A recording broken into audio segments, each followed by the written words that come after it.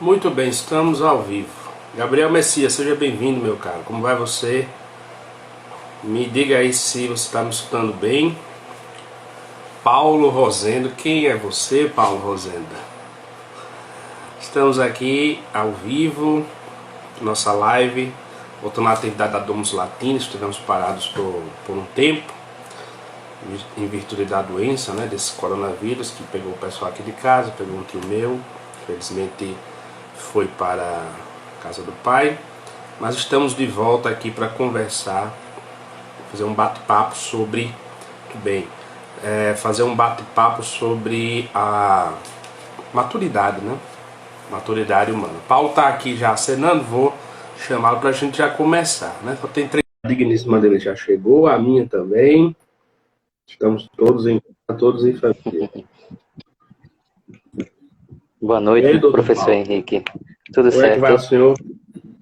Bem, graças a Deus, tudo tranquilo. E você? Deixa eu botar aqui o meu 3G.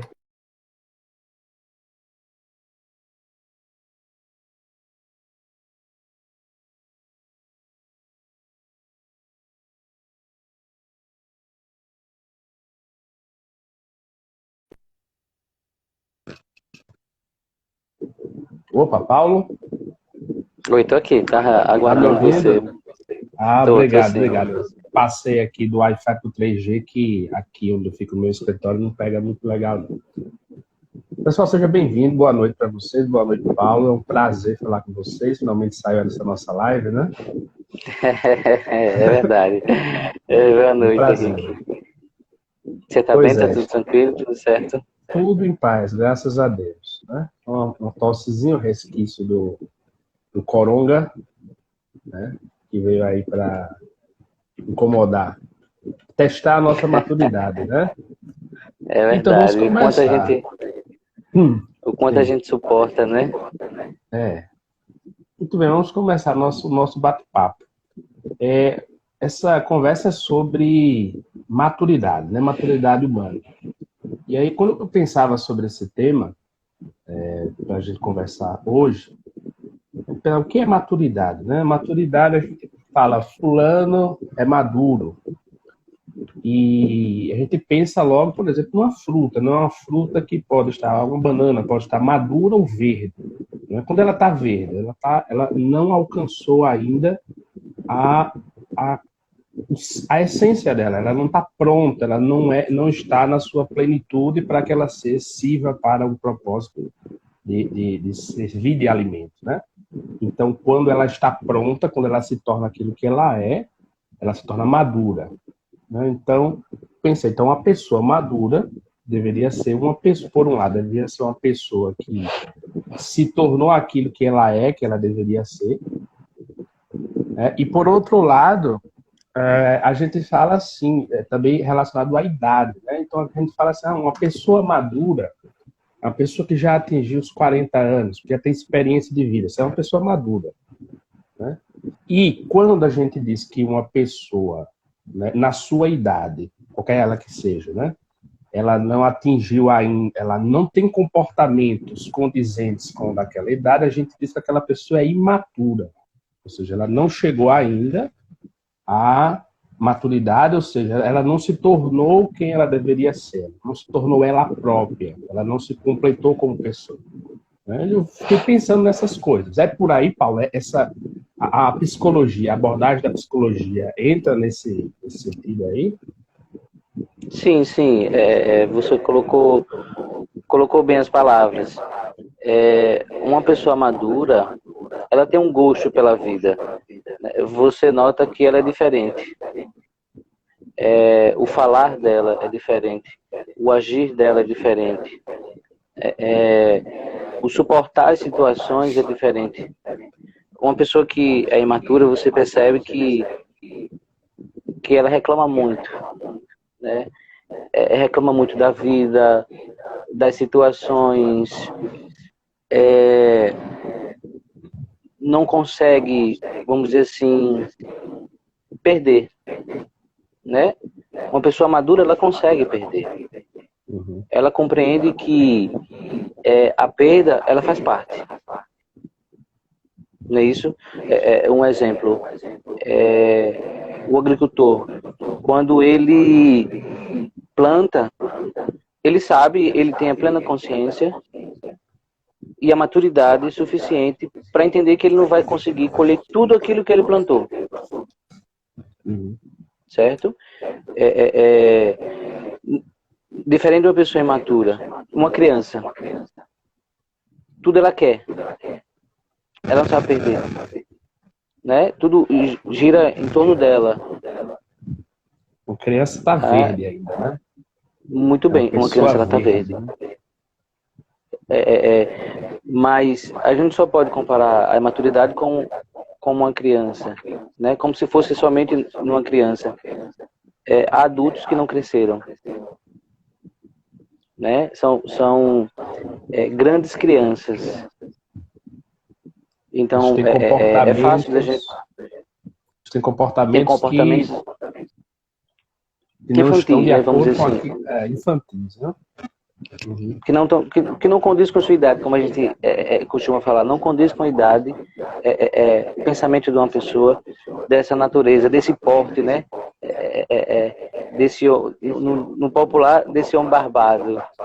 Sim. Não estou falando de você não, Henrique, não se preocupe. Você, então, eu sou maduro e você é um imberbe que ainda não chegou à maturidade. Agora, o Paulo, me diga uma coisa. Assim, então, como é que eu posso chegar e dizer assim, e olhar para o espelho e dizer, eu sou uma pessoa madura? Certo. Quando é que eu posso chegar? Muito bem. Para você chegar a esse ponto de se olhar e entender que você está maduro, aquilo que eu disse no comecinho, uma pessoa madura, ela tem gosto pela vida, tá? Ela sente satisfeita com aquilo que ela conquistou, nem mais nem menos, tá?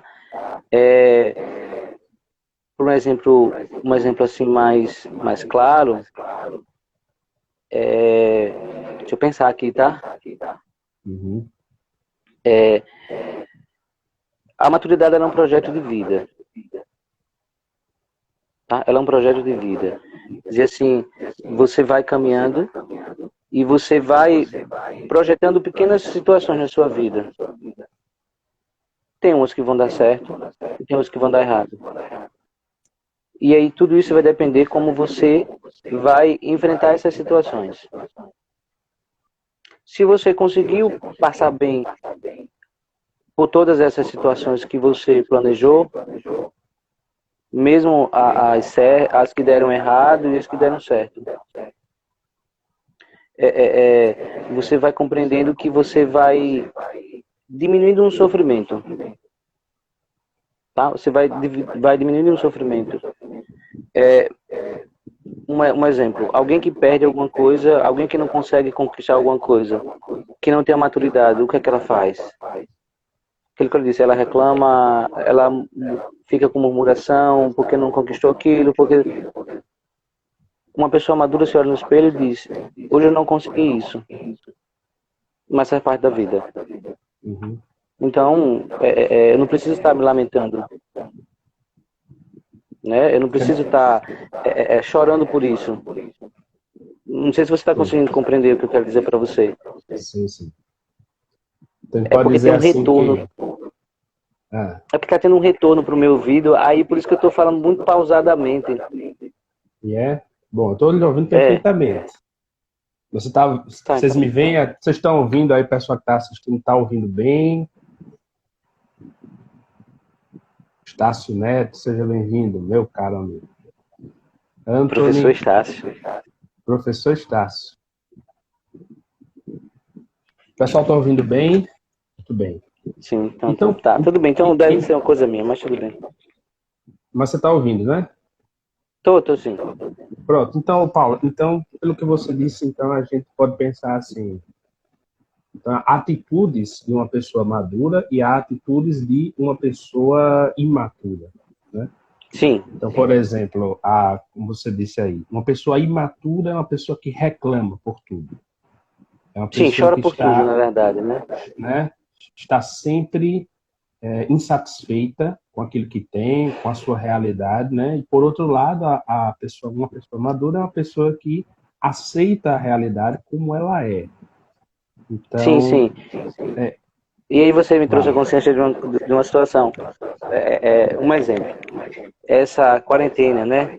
Essa situação que a gente está vivendo, de todo mundo ter que ficar em casa, né? Todo mundo tem que ficar em casa. Muita gente está se descobrindo que não tem maturidade suficiente. Uhum. Sabe por quê? Porque as pessoas não têm tempo para se olhar.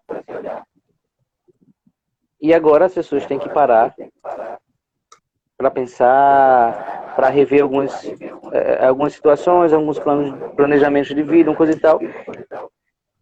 Só que não consegue raciocinar, não consegue pensar, não consegue colocar nada em prática.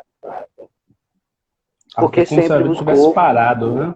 A vida Sim, parou, claro. deu uma pausa e ela não sabe como reagir, como se mover Isso, na sua realidade. isso, muito bem. Então, assim, quando uma pessoa imatura entra na realidade, ela sofre. E sofre muito. Porque ela se vê perdida. Uma pessoa madura, não. Uma pessoa madura, ela tem paciência, vive o momento, pensa sobre o momento, cria estratégias para aquele momento, tá? Porque ela sabe que não consegue dar muitos passos. Uma pessoa imatura não, ela fica perreada, entra em conflito, é inquieta, briga com todo mundo dentro de casa, porque não consegue suprir as suas necessidades primárias, vamos dizer assim. Necessidades primárias, compreendeu? Começa a emitir comportamentos antissociais, tá? Porque não conseguiu amadurecer. Acha que é maduro, mas não é. Uhum. Entendi. Ô, Paulo, e essa quarentena, né? A gente está chegando praticamente a 2 meses para uma boa parte das pessoas trancadas em casa. E a gente observa, né? A gente está acostumado a fazer uma auto-observação pela experiência que a gente tem.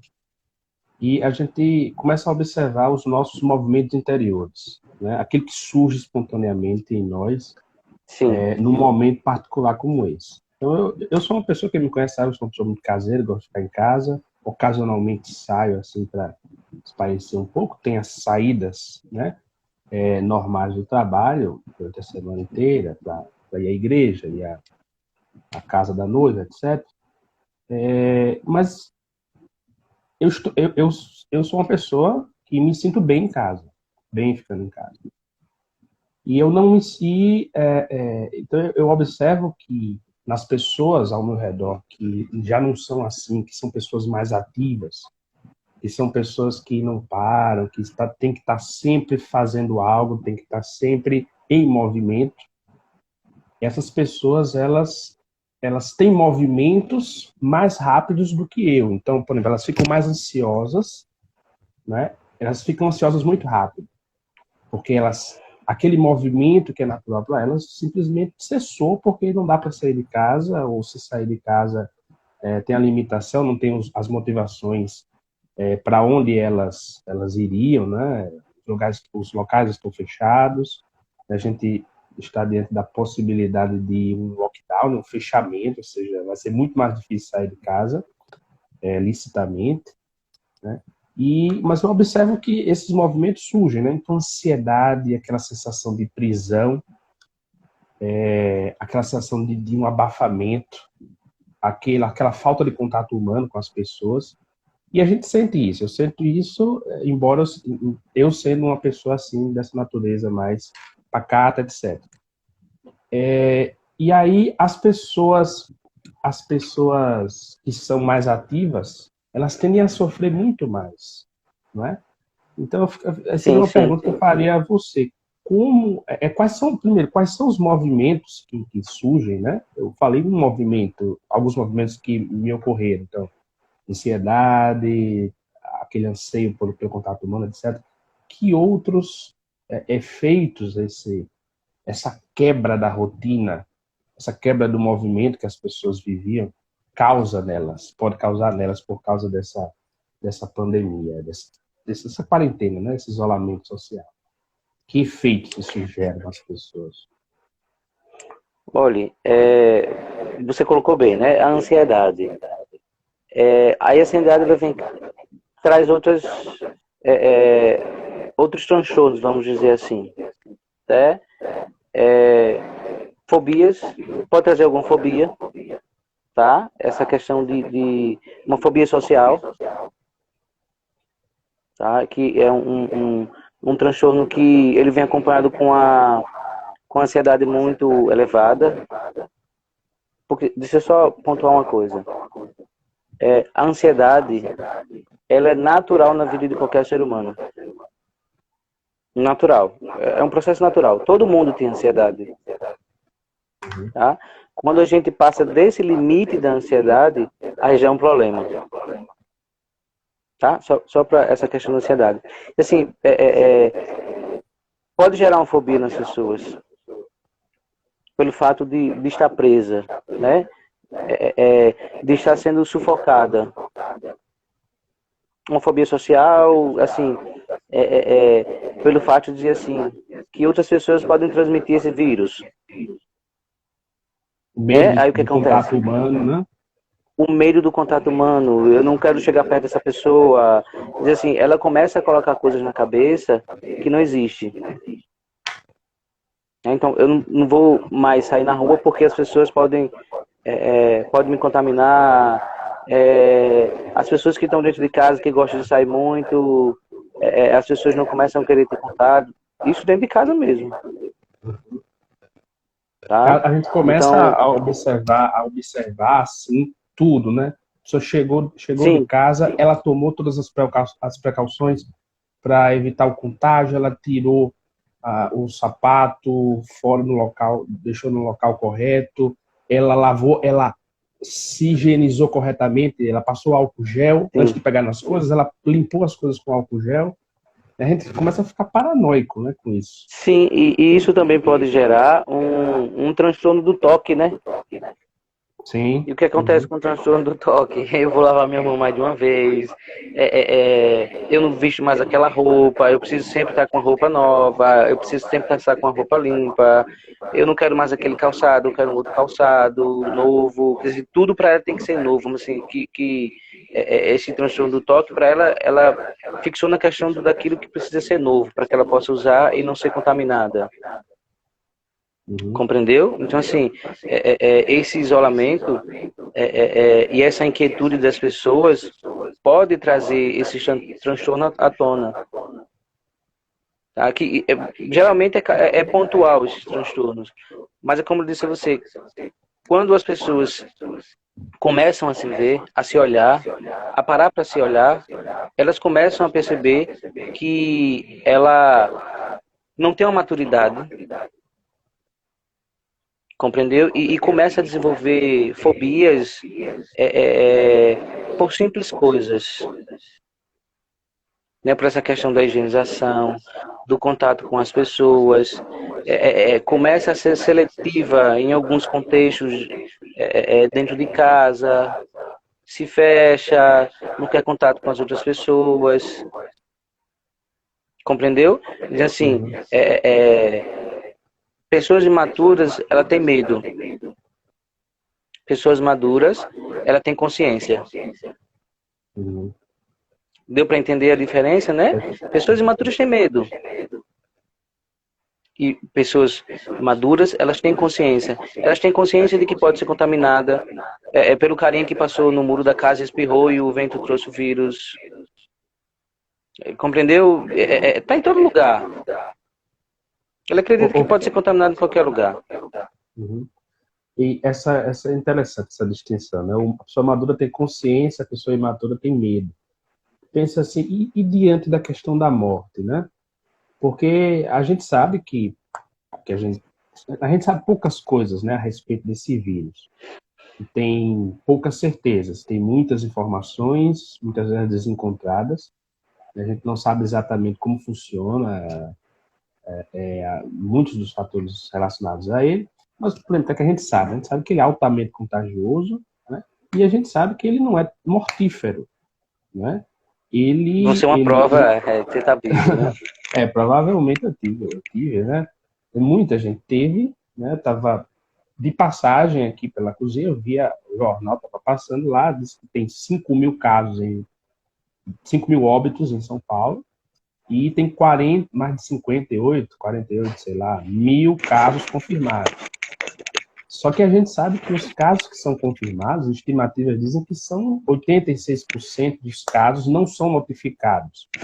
É porque não, por diversos motivos, por exemplo, eu não fui fazer o teste porque eu tive os sintomas, mas eles não foram graves o suficiente para me fazer uma UPA e fazer o teste. Até porque isso aumentaria o risco de contágio. Então a gente sabe que, embora o contágio seja muito grande, a porcentagem, o índice de mortalidade é muito pequeno, né? Então a gente sabe que o vírus ele é perigoso para as pessoas a partir de uma certa idade, pessoas que têm imunidade baixa devido a doenças diversas. Então não é um vírus mortífero, né? A gente sabe que as estatísticas estão mostrando, né, tanto na Europa como nos Estados Unidos, como aqui no Brasil, que periodicamente, sobretudo nos lugares mais frios, né, que você tem um certo número de aumento no número de casos de gripe no inverno, você tem um número de mortes de pessoas que estão justamente nessas mesmas condições de mortalidade do coronavírus pela gripe normal.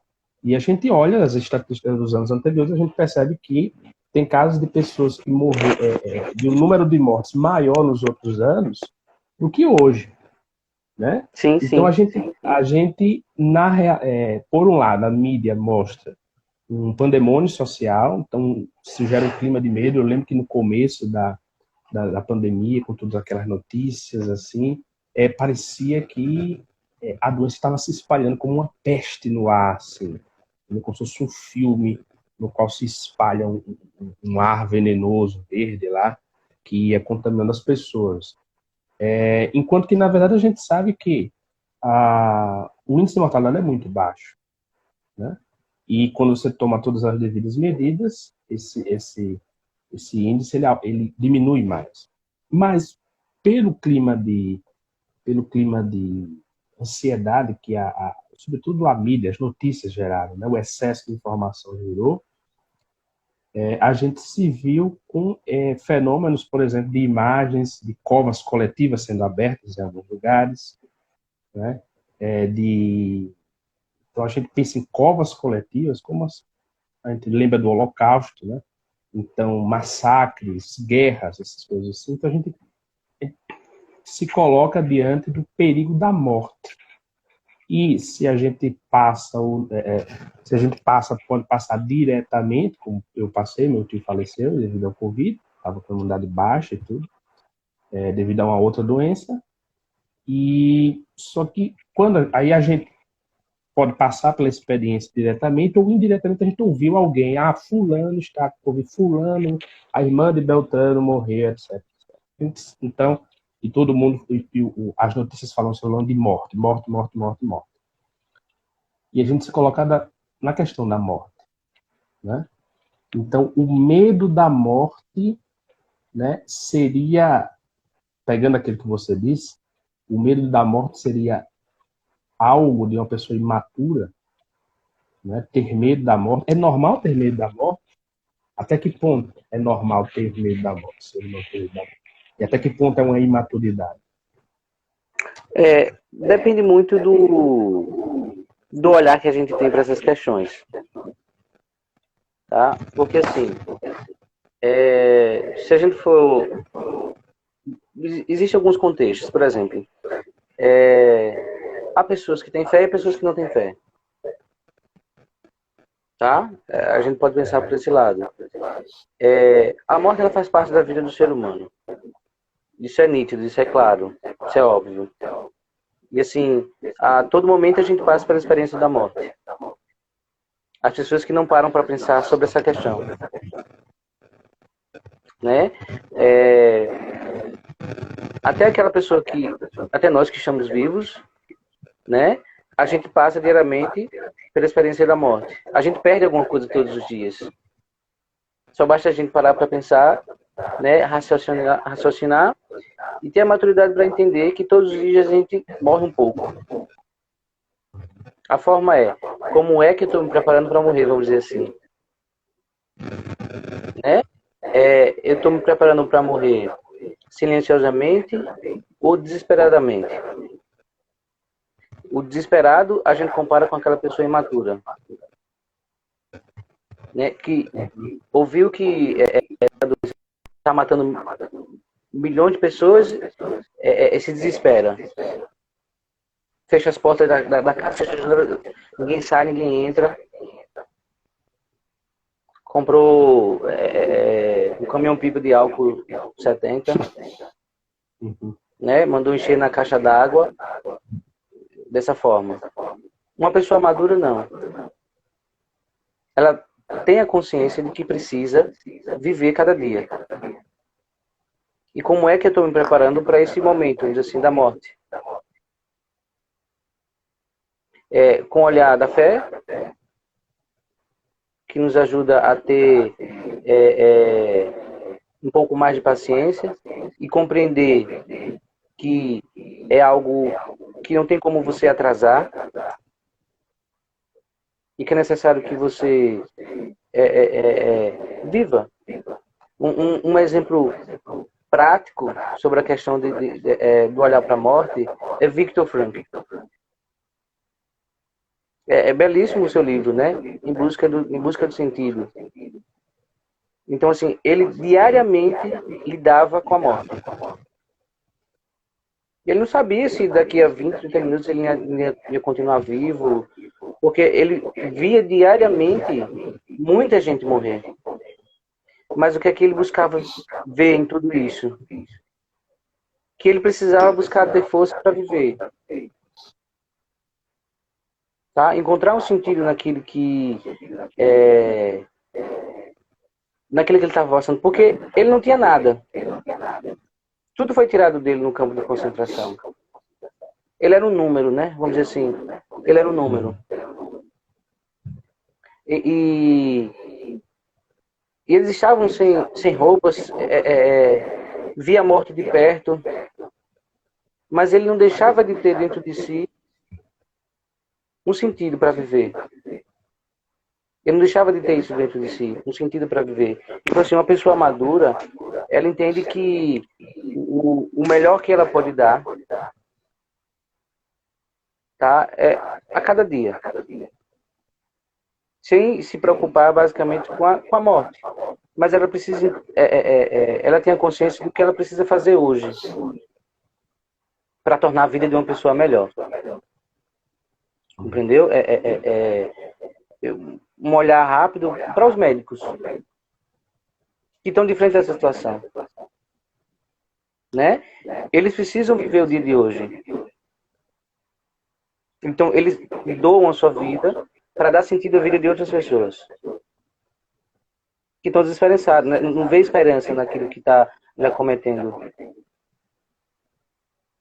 E aí, assim, a gente percebe o quanto as pessoas precisam ter essa maturidade de olhar para a morte e entender que todos os dias ela nos acomete. Todos os dias. A gente não tem como fugir. Como eu disse, todo dia a gente perde. Agora, assim, como é a aceitação dessa perda? Entendeu? É com choro ou com sentido? Não sei se você conseguiu compreender o que eu lhe falei. Eu entendi na minha mente. Às vezes eu falo e eu compreendo. Eu não sei se as pessoas que estão nos vendo estão compreendendo. Aqui a Isabel Costa, né? Afinal de contas, o sofrimento faz parte da vida, de alguma forma, do mesmo modo que o destino e a morte. Essa página 50, acho que deve ser do Viktor Frankl, né? Inclusive, até você falou que eu pensava, né, que, inclusive, no ciclo diário, né, da vida humana, o dormir é uma imagem da morte. Né? Quando a pessoa vai Sim, se deitar, ela para dormir, ela está encerrando o ciclo da vida, assim como a morte. Quer dizer, a pessoa que dorme, ela encerra o ciclo diário, né? Como a pessoa que morre encerra o ciclo da vida. E assim como a pessoa que morre vai para a inconsciência, né? O corpo para, o cérebro, né? Vai parar daqui a pouco, da mesma forma, a pessoa que dorme ela também vai para a inconsciência. Inclusive, a morte, né? O dormir é uma imagem da morte. Né? Por sim. isso que diz que os mortos É um estão ensaio, né? dormindo. É um ensaio, né? Eles dizem que os mortos estão dormindo, que não é uma realidade, mas é uma imagem, né? Porque a gente observa, a gente sabe que dorme é o corpo e não a alma. Uma pessoa que morreu, o corpo está dormindo, entre aspas, ali no túmulo, né? Mas a alma não pode dormir, porque a alma está em contínua atividade. Né? E, segundo os cristãos acreditam, após a morte, né? A morte é a separação do corpo e da alma, a alma vai para Deus, ou para longe de Deus, seria o inferno, o corpo permanece lá, no túmulo. Então, aí essa imagem da dormição. Né? E, às vezes, a gente observa, assim, que até essa experiência simples de dormir, para nós, ela não é natural. Às vezes a gente não quer dormir, a gente tem medo de dormir, porque vai entrar num estado de inconsciência, a gente tem medo de sonhar, tem medo do que pode acontecer, tem medo de não acordar. Então a gente, às vezes a gente quer dormir e não consegue, aí você pode pensar, uma pessoa que no fim da vida está sofrendo, deseja morrer, mas não vem a morte, né? Ela anseia pela morte, mas a morte não vem. Então essa digamos assim, essa comparação, né? Esse simbolismo da dormir e ir para a morte. Eu assisti um seriado esses dias que na história aconteceu uma situação na qual os personagens todos ali que estavam no determinado local, eles iam morrer. Um vírus, interessante, um vírus mortal tinha se espalhado no local e eles iam morrer dentro de 2 horas. E a gente observava as reações dos personagens.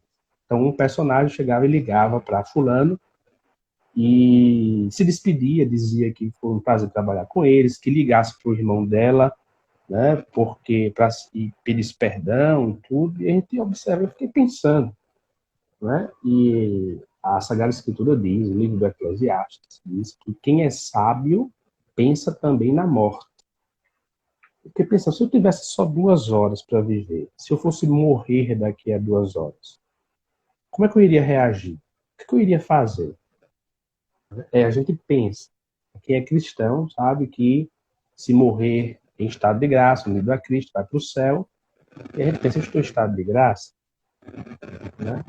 E fica essa questão, né? Como eu estou vivendo a minha vida? Estou preparado para a morte que pode bater a minha porta a qualquer momento, né? Estou preparado para a morte. E a gente que somos de igreja, somos pessoas de fé, a gente frequentemente é exortado pela palavra de Deus, pelos guias, pelos pastores, a se preparar para a morte, ter a morte diante dos olhos. Só que a gente observa muitas pessoas, inclusive cristãos, bons cristãos, comportamentos bons, que ficam com um medo horrível da morte. Né? Eu lembro que até alguns santos sofreram disso no fim da vida. Né? Eu lembro Santo Ambrósio, bispo de Milão, grande bispo. Santo Ambrósio ficou aterrorizado. E a gente se pergunta, mas será que a gente não devia, como cristãos, ter uma postura como a de São Francisco, que chamava a morte de irmã, porque a morte seria a possibilidade da gente entrar, né, na presença de Deus? Como você vê isso, Paulo? Como se fosse uma falta de fé dos cristãos diante da morte? um medo da morte. Sabe que a nossa cultura ela é uma cultura que não pensa na morte, que não fala da morte, assim, da própria morte, né? De modo que as pessoas têm medo da morte no momento de chegar, esse desespero, tudo. Como é que você vê isso como cristão e também a partir do ponto da psicologia, como psicólogo? Certo. Vendo a questão do filme, né, que você falou, pensamos assim: a pessoa madura é a pessoa imatura. A pessoa imatura, sabendo que vai daqui a 2 horas morrer, ela entra em desespero total. Não consegue raciocinar o que é que tem que fazer. Não sabe se liga para a menina que ele queria namorar, não sabe se liga para os pais para pedir desculpa, não sabe se vai comer aquele sanduíche que tanto gostava, se vai... Não tem uma ideia formada na sua cabeça. Mas uma pessoa madura, ela consegue raciocinar, consegue ter paciência. E pensa, eu tenho 2 horas. E ele consegue planejar algumas situações da sua vida para que ele possa chegar nesse fim mais realizado daquilo que ele está. Certo? E aí a gente faz a comparação das pessoas que têm fé e daqueles que têm uma grande fé, vamos colocar assim. Fé. Todo mundo diz que tem fé. Né? Não, eu tenho fé, uma coisa e tal. Mas quando vem situações desesperadoras, o que é que ele faz? Entra em desespero também. Mas uma pessoa que tem uma fé sólida, e ele se depara com essa situação de morte, qual é a escolha que ele faz? Ele vai buscar uma confissão, vai buscar uma ajuda espiritual para que ele possa morrer em estado de graça. Compreende? Então, assim, esse é o cristão que tem maturidade. Compreendeu? E assim, ele vai buscar crescer mais espiritualmente. Porque você buscar a confissão é você buscar crescer espiritualmente. Você buscar os sacramentos é você crescer espiritualmente. Então, a gente nota a diferença daquele que diz que tem fé e aquele que verdadeiramente tem uma fé.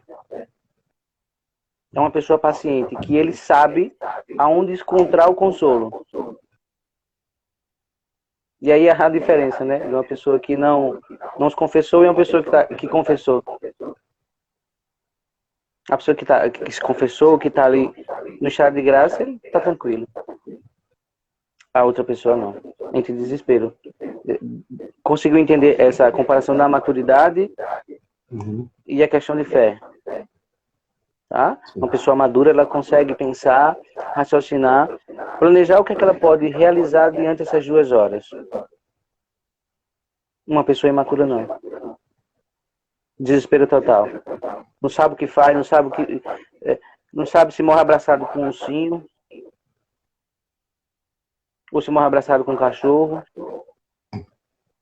né? Ou se vai tomar um lanche, não sabe.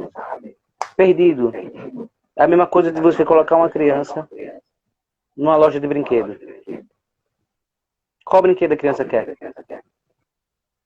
Todos. Um depois do outro, ela não sabe, né? Não sabe. Então, essa é a pessoa desesperada que não tem um sentido de morte. Entendeu? Não tem um sentido de morte. Mas a pessoa madura... Pode falar. Ela vai morrer como um idiota, né? Um amigo meu, sim, claro. disse, o importante é não morrer como um idiota. Ou seja, sim, não morrer de justamente. qualquer jeito. É aquele do Victor Frank, né? Colocar um sentido. Se a vida Isso. tem um sentido, a morte também tem um sentido. Já que tem um sentido. A morte faz parte da vida. Né? A partir do momento que a gente nasce. Sim. Ela já tem um sentido ali, né? Nossa Sim, claro, concepção na nossa já. concepção. É. Já tem esse contexto. Pode falar. Ô, Paulo, e uma coisa que também, voltando àquela questão da ansiedade, né? E a gente observa que muito dessa ansiedade, nessa situação específica do coronavírus, ela vem do excesso de informações, do excesso de notícias, né? Então as pessoas ficam o tempo todo ligadas no jornal, jornal após jornal, manhã, tarde, noite, dia após dia, notícias, notícias de morte, desgraça e doença, né? E aí, qual o efeito que isso causa na pessoa? Porque a mim, eu começo a ficar ansioso. Quando começo a ver muitas notícias, é sempre notícia ruim. Então, Gera um desespero nas pessoas, né? as mortes, o Bolsonaro, a cloroquina, os governadores, é um monte de notícias que pesam sobre a gente. O engraçado. Pode perguntar. Não, seria qual, de fato, o peso disso tudo, né? Como isso tudo pesa na mente da pessoa, Olha, né? E causa ansiedade. O engraçado é que as pessoas descobriram que as pessoas morrem há 2 meses. Ninguém tem na cabeça que as pessoas morrem todos os dias. Né? Diz assim, uma coisa fácil você perceber. Assista aos programas locais. Você vai ver que na maioria deles passa que fulano morreu, mataram fulano. Mas parece que as pessoas só descobriram. Né? Plantão de polícia e alguns outros programas. Como eu disse, parece que as pessoas começaram a descobrir que as pessoas morrem. Enquanto as pessoas não têm a consciência de que as pessoas morrem, para ela estava tudo tranquilo. Aí, a partir do momento que descobriram que as pessoas morrem, através da televisão, entrou numa loucura geral. As pessoas entraram numa loucura geral. Tá? Entra num sofrimento, num desespero total. Um conselho que eu dou como psicólogo: não assista televisão. Não ajuda. É melhor você ir ver uma notícia ali no site do Ministério da Saúde, buscar informação, conversar com colegas que tenham maturidade, que sejam pessoas extremamente maduras e que tenham boas informações, né? Informações seguras, do que você está assistindo televisão.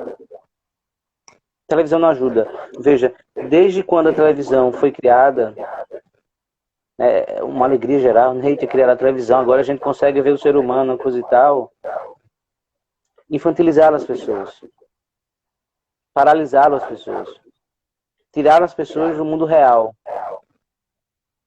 compreendeu? E deixar as pessoas presas nas notícias, como se aquilo fosse a verdade absoluta.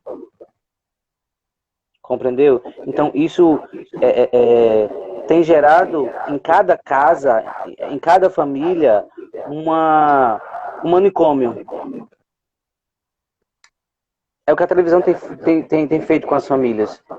Transformado os lares em manicômios. Pessoas loucas, doentes. Tá? E a televisão não tem mostrado para as pessoas esperança. Uma coisa simples. Os estudos sobre a cloroquina, né, sobre os medicamentos que o governo federal, né? Porque os governadores, os governos estaduais e municipais não têm ajudado muito. Não tem ajudado muito. Mas o esforço que o governo federal vem fazendo para ajudar essas pessoas com os remédios, com os medicamentos que vem sendo utilizados da Europa para cá. E tem tido resultado muito grande. A gente não vê na televisão essas notícias. E outra, as pessoas não buscam boas notícias. As pessoas não buscam... boa notícia não é boa para manchete, né, de jornal, né? No dá ibope, Dá né? uma Como você boa diz, no dá manchete, não dá ibope. ibope.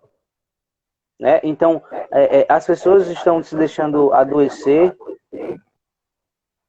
por conta da televisão. Né? A televisão ela é um vírus extremamente mortal, que ela tem a capacidade de fazer com que o ser humano ele se mate, se suicide. Pessoas que, aí entrando na nossa temática, na questão da maturidade, pessoas imaturas e acaba ficando fixada nessas notícias, acaba entrando em desespero. Né? Não consegue passar pelo sofrimento. E o que é que ela faz para arrancar o seu sofrimento? Sai da sua razão e se perde. Mas uma pessoa madura, uma pessoa que tem consciência, o que é que ela faz? Eu vou pesquisar e saber se é verdade o que é que ele está falando. E cavusca mesmo, vai lá embaixo, vai buscando informações precisas, fontes seguras, e aí você vê que não é aquilo que a televisão passou. Inclusive, aproveitando as pessoas que estão nos assistindo, eu estou vendendo a minha TV, tá? Porque na minha casa não serve para nada. Não serve. Ela serve basicamente para a minha filha brincar de álcool gel. No botãozinho que liga a TV. Ela fica botando a mãozinha assim e fica esfregando a mão. Serve para isso. Na minha casa a TV não serve para nada. Porque não é uma fonte segura de informação. Compreendeu? Não ele não vem mostrando o esforço que o governo federal vem fazendo para ajudar, para, vamos dizer assim, acalmar as pessoas.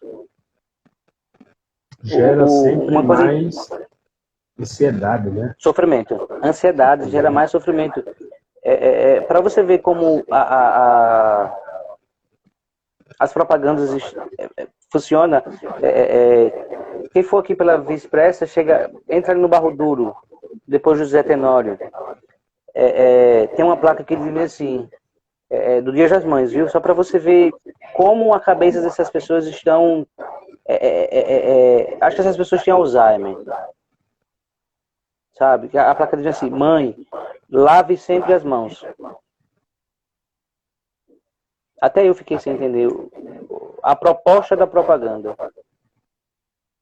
E a criança assim, com a cara, né, de exigências. Mãe, lave sempre as mãos. O que é que isso quer dizer?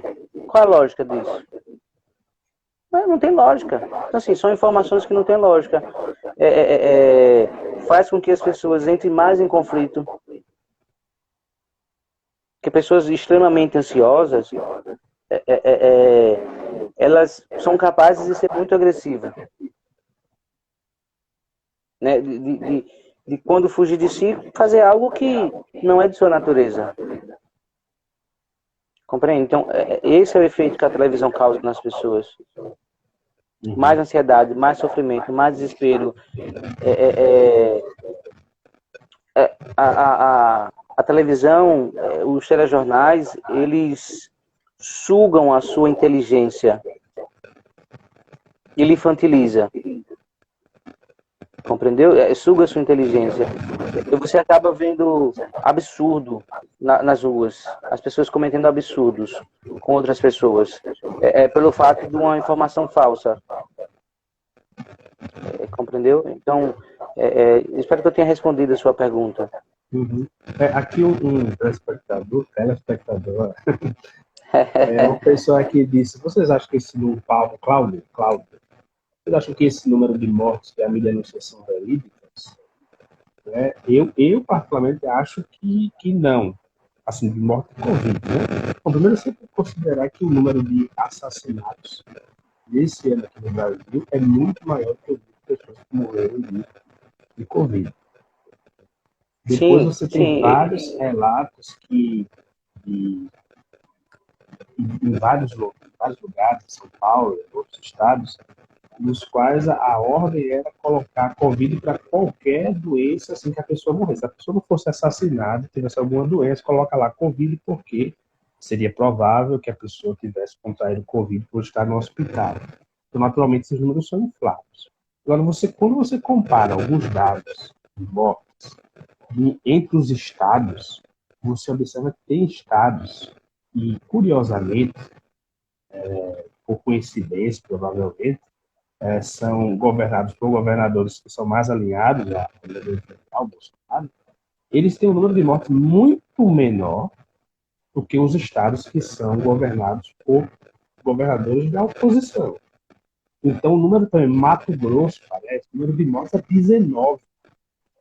Né? No Paraná, né? No Rio Grande do Sul, número baixo de óbitos em comparação com outros estados. Então, o que me parece é que, por motivos políticos, a gente obviamente vê que essa crise está sendo conduzida politicamente, né? Porque os governadores todos, né? Uma boa maioria dos governadores, todos do Nordeste, o de São Paulo, o do Rio de Janeiro, vários outros, de oposição ao Bolsonaro, fazendo tudo o que podem, se reunindo com vários prefeitos, com o STF, com o parlamento, com a mídia, todos contra o Bolsonaro e a parte da população que é pró-Bolsonaro. Então, até a questão do uso da cloroquina é colocada como: se você é a favor de usar a cloroquina, você é pró-Bolsonaro. Se você é contra a cloroquina, você é contra o Bolsonaro.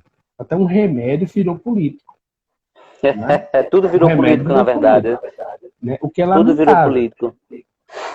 Mas a gente observa essas coisas. Então, realmente, eu duvido muito que esses números de mortes correspondam à realidade. Então, devem estar muito inflacionados. Mas, mesmo inflacionados, a gente observa aqui duas coisas. Primeiro, a curva pela qual, né, o número de mortes no Brasil está passando é uma curva muito menor do que a da Europa, dos Estados Unidos. E a gente tem que contar, a gente contando com esse número inflacionado, provavelmente inflacionado. Então fica difícil você considerar, julgar as coisas de maneira correta, se você não tem as informações corretas. Agora, só Paulo, o Gabriel Messias, ele perguntou aqui, e aí é uma coisa que está da sua alçada. Ele diz assim: como programar a mente acostumada a fugir da dor e buscar o prazer para viver com maturidade essas duas situações? Então, ele quer ser maduro diante dessa tendência humana de fugir da dor e buscar o prazer. Como ser maduro, Paulo? Como fazer com que a sua mente ela busque a maturidade nessas condições? Eu diria assim, que a gente precisa começar a enfrentar essa situação com mais responsabilidade, vamos dizer assim. Entender que não tem como a gente fugir de enfrentar tudo que a gente está passando. Tá? Típico de pessoas que querem buscar o prazer é que é melhor eu ficar acomodado na minha do que eu fazer um esforço para ajudar outras pessoas. Como ajudar outras pessoas?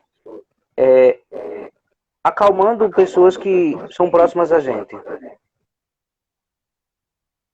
Compreendeu? Porque assim, não tem como nesse momento você tomar algumas atitudes de uma pessoa, vamos dizer assim, extremamente madura, vamos colocar dessa forma.